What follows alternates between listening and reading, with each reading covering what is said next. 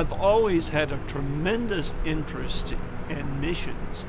That interest started when I was a teenager. In fact, I was deathly afraid to go to missions meetings because I knew that God was going to call me to be a missionary and I would end up in Timbuktu somewhere.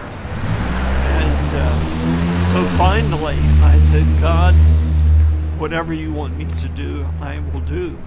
And the Lord said, that's all I want is your willingness. The Lord let me know that one of the keys to church growth is reaching out to others.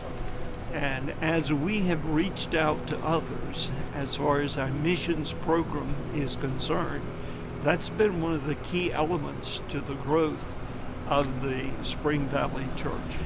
This church, when it was started in 1927, was half white and half black and remained a mixed church up until about 1944. At that time, the white children, the black children grew up together. They were romantically interested in one another. And you have to understand, in the 40s, even here in Reading, that was not acceptable. And so the two groups mutually decided to separate. And from that started the Schuylkill Avenue Church. But when I came, I reclaimed the original vision of the church, that it was to be a multicultural church. And I believe it begins with leadership. If the leadership does not have an openness to people of other cultures, your church will always remain a homogeneous church.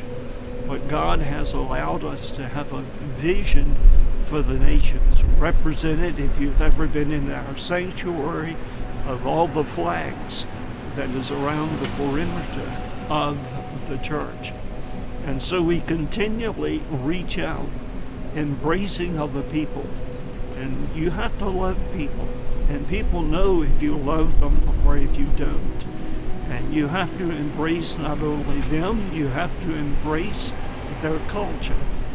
And let them feel that they are a part of the church and not simply attenders of an all-white church.